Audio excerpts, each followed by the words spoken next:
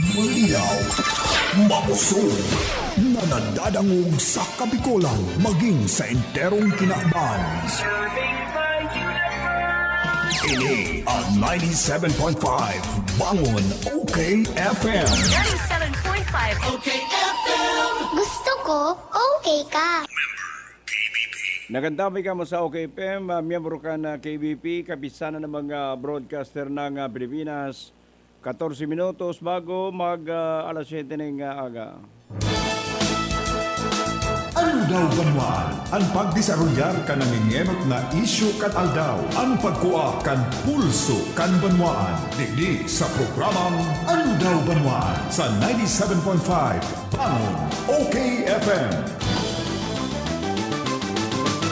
Mga tugang, good morning. Inipan sa inyong lingkod si Dave Duliano. Welcome sa programang Ano daw banwaan.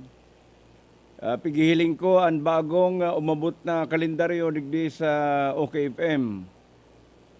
Pirang aldaw na lang matatapos na ang taon na 2020, asin palaugan na ang 2021.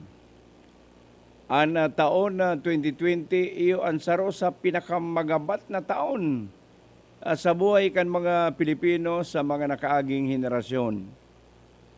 Ini ang taon na dahi pwedeng malingawan, tanakamati kita ning grabing maray na pagsakit, kahandalan, gutom, pagbagsak ng ekonomiya, asin iba pang mga kadibanasan sa buhay kan mga Pilipino. Magpasalamat na lang kita garo makakasurvive kita sa tao kaining kadardakulang nga problema nga uminabot sa buhay ta. Inot na inot, abutong kita kaining pandemic na daytanggay na pag-aandaman, sa kulan mga Pilipino, daitod na maghanap ting solusyon sa problemang ini, ta 1800 pa kan inot kanurit ang sapuunan na pandemic. Kaya ang ginibukan sa tuyang gobyerno, piglaom si mga tao,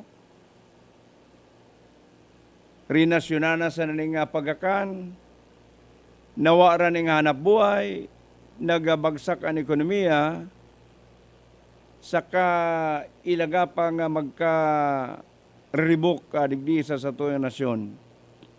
Nagkawara ning hanap buhay, si ribu-ribong mga OFW, pati na si mga trabahador sa pribadong kumpanya, nagkawara ning hanap buhay, nagsara ang mga kumpanya, siriman ang opisina.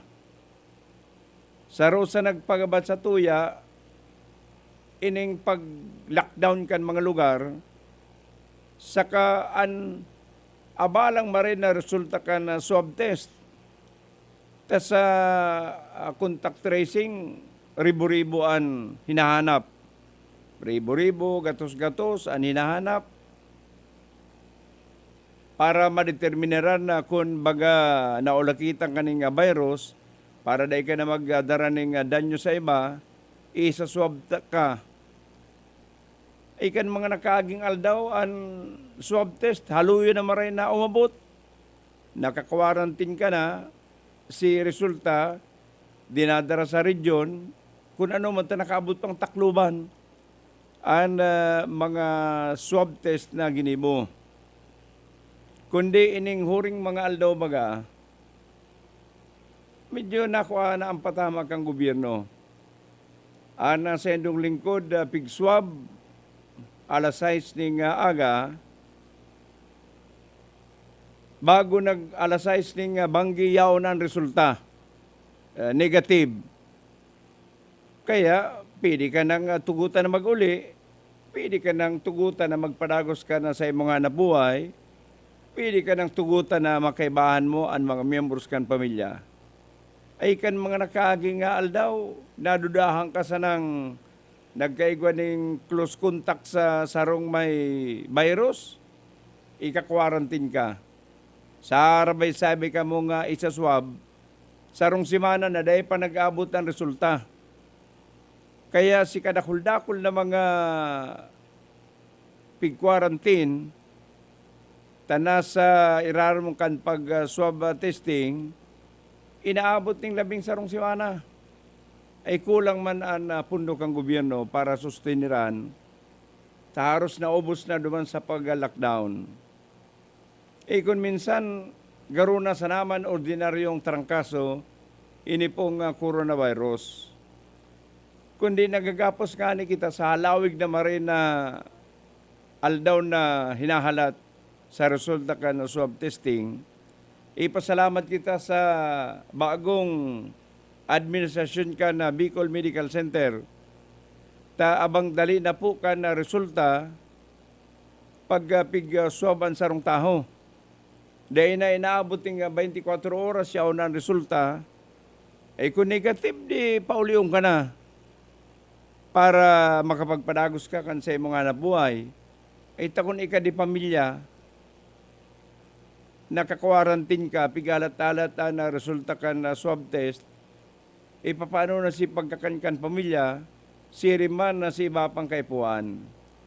Kaya kadakulang bagay ini pong ginibo ka na Bicol Medical Center na padalion ang resulta ka ng swab testing para dahil na magparahaloy na ma-quarantine si mga kababayan tang napagdudahan na naulakitan ka na coronavirus. Saro pa sa dapat sigurong asikason kan gobyerno sa paggalaog kan taon na 2021.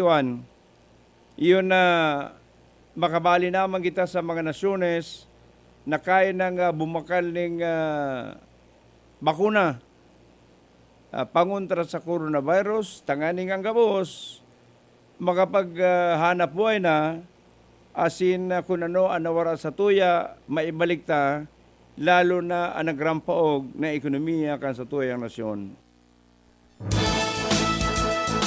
Ano daw banwaan? Ang pagdisarulyar ka ng ingenot na isyu kan aldaw. Ang pagkuha kan pulso kan banwaan. Digdi sa programang Ano daw banwaan sa 97.5 Bangon OKFM.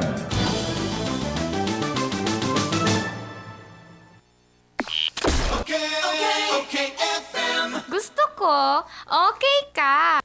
Yayain na si nanay at tatay, bumili ng mga regalo.